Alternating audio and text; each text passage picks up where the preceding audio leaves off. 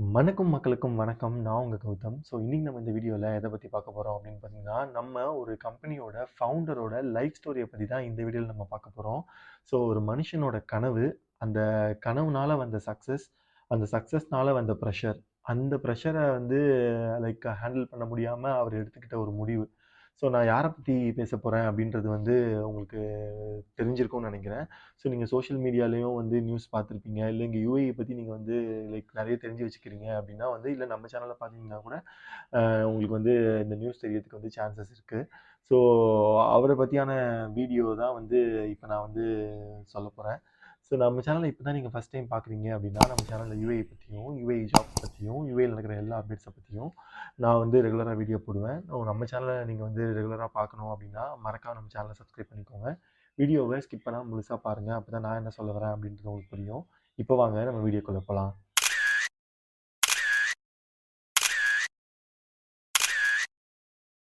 துபாய்ல ரொம்ப ஃபேமஸான ஒரு ஃபவுண்டரோட லைஃப் ஹிஸ்டரிய பத்தி தான் நான் பார்க்க போறோம் அப்படின்றத ஆல்ரெடி நம்ம சொல்லிட்டேன். அவரு யாரு அப்படின்னு பார்த்தீங்கன்னா, டாக்டர் சிஜே ராய். ஸோ இவரு வந்து இப்ப நம்ம கூட இல்ல. இந்த வீடியோ நீங்க பார்த்துட்டு இருக்க டைம்ல. 2 டேஸ்க்கு முன்னாடி வந்து பெங்களூர்ல அவர் வந்து சூசைட் பண்ணிக்கிட்டாரு. அவரோட லைஃப் ஹிஸ்டரிய பத்தி தான் வந்து நான் உங்களுக்கு வந்து இன்னைக்கு கிளீனா எக்ஸ்பிளைன் பண்ண போறேன். ஃபர்ஸ்ட் நம்ம வந்து அவரோட சைல்ட்ஹுட்ட வந்து பார்த்துடலாம். டாக்டர் சிஜே ராயோட ரியல் நேம் என்ன அப்படின்னு பார்த்தீங்கன்னா, செரியன் கண்டத் ஜோசப் ராய். இவரு வந்து கேரளால வந்து பொறந்திருக்காரு. கேரளால பொறந்திருந்தாலும் பெங்களூர்ல வளர்ந்த ஒரு மிடில் கிளாஸ் ஃபேமிலி பையன் தான். லக்ஸரி, மனி, ஃபேம் இது எல்லாமே வந்து அவர் சைல்ட்ஹுட்ல கிடையவே கிடையாது. அவர் வந்து நார்மலா நம்மள மாரி ஒரு மிடில் கிளாஸ்ல தான் பொறந்திருக்காரு. ஸ்கூல் டேஸ்ல இருந்தே ரொம்ப ஷார்ப் மைண்டு. ஷோ ஆஃப் அந்த மாரி வந்து எதுவுமே கிடையாது. நம்ம லைஃப்ல பெருசா ஆகணும், சிம்பிளா, சைலன்ட்டா ட்ரீம் பண்ணணும். இது மட்டும் தான் வந்து அவர் மைண்ட்ல வந்து இருந்திருக்கு. அவரோட கெரியர் வந்து எப்படி ஸ்டார்ட் ஆயிருக்கு அப்படின்னு பார்த்தீங்கன்னா, காலேஜ் முடிச்சுட்டு அவர் வந்து ஐடி செக்டர்க்குள்ள வந்து போறாரு. ஹெச்பி மாதிரி மல்டிநேஷனல் கம்பெனிஸ்ல வந்து அவர் வந்து வொர்க் பண்ணியிருக்காரு. குட் சேலரி, ஸ்டேபிள் லைஃப், அதுக்கப்புறமா செக்யூர் ஃபியூச்சர் வந்து அவரோட ஏர்லி கெரியர் ஸ்டார்ட் பண்ண டைம்லயே வந்து இருந்திருக்கு. ஆனா, ராய் சாருக்கு வந்து ஒரு ஃபீலிங் இருந்திருக்கு. நம்ம வந்து வெறும் எம்ப்ளாயா மட்டும் இருக்கக்கூடாது. நம்ம வந்து ஏதாவது பெருசா கிரியேட் பண்ணணும் அப்படின்ற மாதிரி வந்து அந்த மல்டிநேஷனல் கம்பெனில வொர்க் பண்ணும்போது அவர் யோசிச்சிட்டே இருந்திருக்காரு. இதுதான் அவரோட லைஃப்ல அவரு எடுத்த ஒரு பிக் ஷிஃப்ட் அப்படின்ற மாதிரி சொல்றாங்க. இவரோட எஜுகேஷன பத்தி பார்க்கும்போது, ஜாப் பண்ணிட்டு இருந்தாலுமே லேர்னிங்க வந்து அவரு ஸ்டாப் பண்ணவே இல்ல. ஸ்விட்சர்லாந்துல போயிட்டு டாக்டரேட் இன் பிசினஸ் அட்மினிஸ்ட்ரேஷன் தான் வந்து அவர் வந்து படிச்சிருக்காரு. இது வந்து ஜஸ்ட் வந்து ஒரு பேருக்கு பின்னாடி போட்டுக்கிற டிகிரி மட்டும் வந்து அவர் திங்க் பண்ணாம, பிசினஸ் பொறுத்தவரையிலயும் வந்து பார்த்தீங்கன்னா, சைக்காலஜி, சயின்ஸு, அதுக்கப்புறமா வந்து சிஸ்டம். இது எல்லாத்தையுமே வந்து ப்ராப்பரா நம்ம வந்து லேர்ன் பண்ணணும். அப்படின்ற மாதிரியே வந்து அவரோட மைண்ட் செட்ல வந்து இருந்துட்டே இருந்திருக்கு. அவர் அடிக்கடி வந்து சொல்ற விஷயம் என்ன அப்படின்னு பார்த்தீங்கன்னா, இப்ப இது இல்ல அப்படின்னா வந்து எப்பவுமே அது கிடையாது. அப்படின்ற மாதிரி வந்து அவர் அடிக்கடி சொல்லுவாரு அப்படின்னு சொல்லிட்டு அவரு கூட இருக்க ஃப்ரெண்ட் சர்க்கிள் எல்லாருமே வந்து இப்ப வந்து அத சொல்றாங்க. ஸோ ஆனா அவரு வந்து பார்த்தீங்கன்னா, அவரோட லைக் ஏர்லி ஸ்டேஜ்லயே வந்து இத வந்து ரொம்ப பயங்கரமா திங்க் பண்ணியிருக்காரு அப்படின்னு தான் நம்ம சொல்லணும். ஸோ, இப்படியே ஒரு லைஃப் போயிட்டுருக்கும்போது தான் வந்து பார்த்தீங்கன்னா, 2006 அப்படின்ற இயர் வந்து நம்ம டாக்டர் ராய் சாரோட லைஃப்ல வந்து ஒரு பெரிய இயரா, அதாவது ஒரு ரிமார்க்கபிள் இயரா வந்து அவர் லைஃப்ல வந்து நடக்குது. அது என்ன அப்படின்னு பார்த்தீங்கன்னா, அதுதான் வந்து birth of confident group. Confident குரூப்போட எம்டி தான் வந்து நம்மளோட டாக்டர் சிஜே ராய் சார். அந்த கான்ஃபிடென்ட் குரூப் அப்படின்றது வந்து 2006ல தான் வந்து அவர் வந்து ஸ்டார்ட் பண்றாரு. இனிஷியல் டேஸ்ல வந்து பார்த்தீங்கன்னா, small projects, limited funds, risk வந்து ரொம்பவே வந்து பெருசா இருக்கு. ரியல் எஸ்டேட் இண்டஸ்ட்ரியில வந்து அதுவும் துபாய் மாரியான ஒரு கண்ட்ரில வந்து சஸ்டெயின் பண்றது வந்து பெரிய விஷயம் வந்து கிடையாது. அது இல்லாம ட்ரஸ்ட்ட பில்ட் பண்றது அப்படின்றது வந்து உண்மையாலே வந்து சின்ன விஷயம் கிடையவே கிடையாது. அவரோட ஸ்ட்ராட்டஜி என்னவா இருந்துச்சு அப்படின்னு பார்த்தீங்கன்னா, timely delivery, attractive pricing, middle class ஃபேமிலியோட ஃபோக்கஸு, பிராண்ட் இமேஜ ஸ்ட்ராங்கா பில்ட் பண்றது. கொஞ்சம் கொஞ்சமா கான்ஃபிடென்ட் குரூப் வந்து பெருசா வந்து யுஏஇல டெவலப் ஆகுது. ஒரு டைம்ல வந்து கான்ஃபிடென்ட் குரூப் அப்படின்றது வந்து நல்ல டெவலப் ஆயிடுது. அந்த கம்பெனிய வந்து அப்படியே ஸ்டாப் பண்ணாம, அ அவர் வந்து ஒரு எம்பயரா வந்து இந்த கம்பெனிய வந்து மாத்துறாரு. அ ஸோ ரியல் எஸ்டேட்ல இருந்தவங்க வந்து என்ன பண்றாங்க அப்படின்னு பார்த்தீங்கன்னா, அபார்ட்மெண்ட்ஸ் அண்ட் வில்லாஸ்க்கு வந்து போறாங்க. அதுக்கப்புறமா வந்து ஹோட்டல்ஸ் அண்ட் ஹாஸ்பிட்டாலிட்டி செக்டர்ஸ்குள்ள வந்து போறாங்க. அதுக்கப்புறம் வந்து ஏவியேஷன் சர்வீஸ்க்கு வந்து போறாங்க.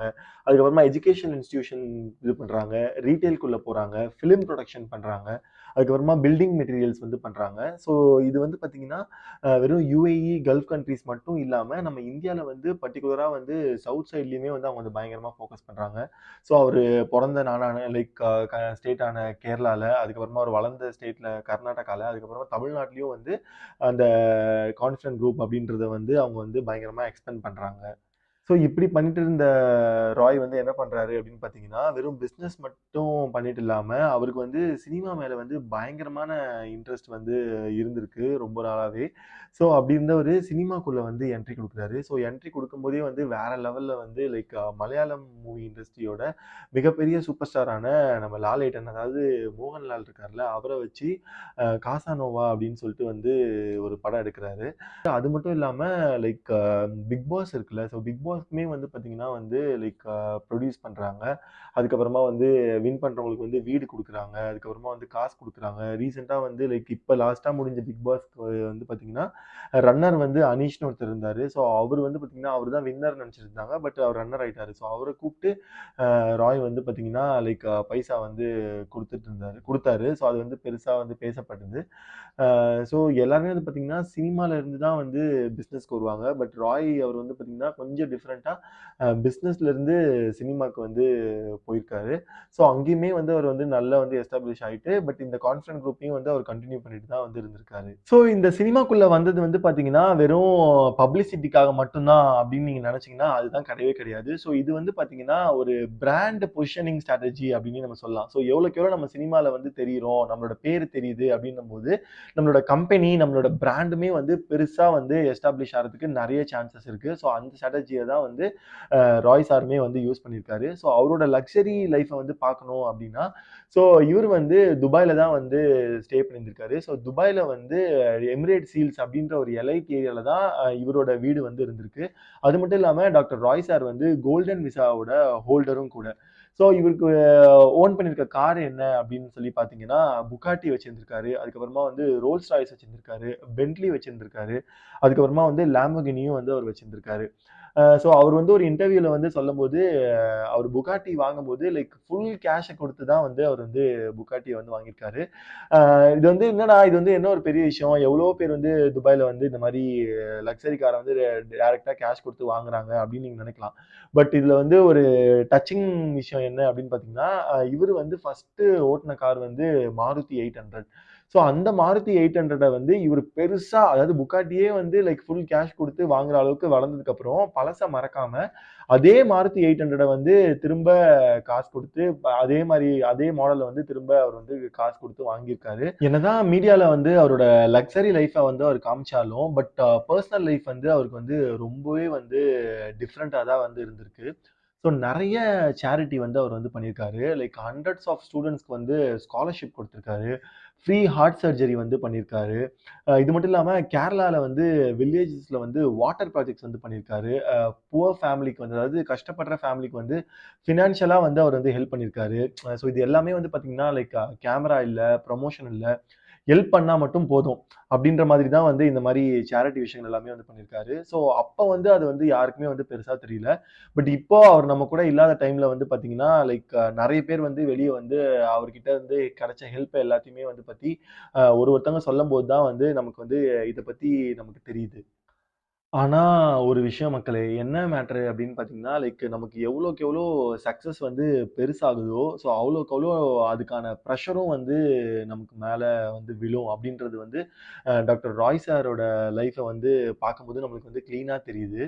ஸோ இவருக்கு வந்து என்ன ப்ராப்ளம் ஆயிருக்கு அப்படின்னு பார்த்தீங்கன்னா, ஃபினான்ஷியல் ஸ்கர்ட்டனி, அதுக்கப்புறமா வந்து லீகல் ப்ரெஷரு, அதுக்கப்புறமா வந்து டாக்ஸ் இஷ்யூஸு, அதுக்கப்புறமா மீடியா ஸ்பாட்லைட். ஸோ இது இந்த மாரியான நெறைய ப்ரெஷர் வந்து டாக்டர் ராய் சார் மேல வந்து விழுந்திருக்கு.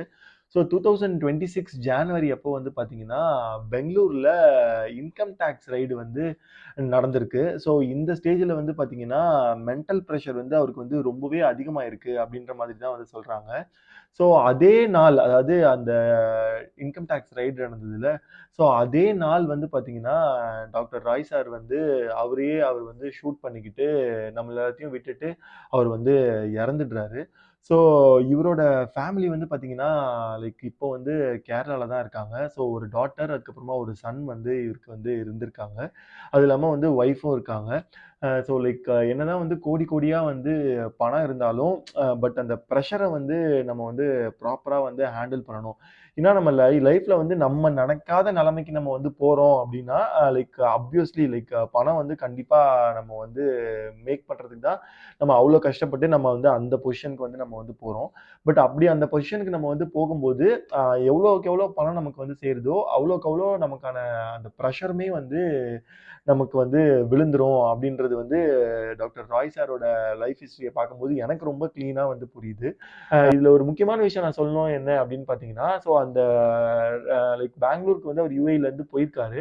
அப்ப போறதுக்கு முன்னாடி ஒரு இன்டர்வியூல வந்து அவர் வந்து என்ன சொல்லியிருக்காரு அப்படின்னு பார்த்தீங்கன்னா, இப்ப நான் வந்து ஃப்ளைட்ல போப்போறேன். அந்த ஃப்ளைட் வந்து கிராஷ் ஆயி நான் இறந்துட்டா கூட எனக்கு வந்து எந்த ப்ராப்ளமும் இல்ல. நான் வந்து ரொம்ப ஹேப்பியா, ரொம்ப பீஸ்ஃபுல்லா வந்து நான் வந்து இறந்துடுவேன் அப்படின்ற மாதிரி வந்து அவர் சொல்லியிருக்காரு. ஸோ இந்த வீடியோ வந்து கண்டிப்பா உங்களுக்கு வந்து யூஸ்ஃபுல்லா இருக்குமா அப்படின்றது எனக்கு தெரியல. பட் கண்டிப்பா ஒரு இன்ஃபர்மேட்டிவா இருக்கும் அப்படின்ற நம்பிக்கையோட இந்த வீடியோ நான் முடிக்கிறேன். So thank you so much for வாட்சிங் this video. This is Gautham. I am signing of.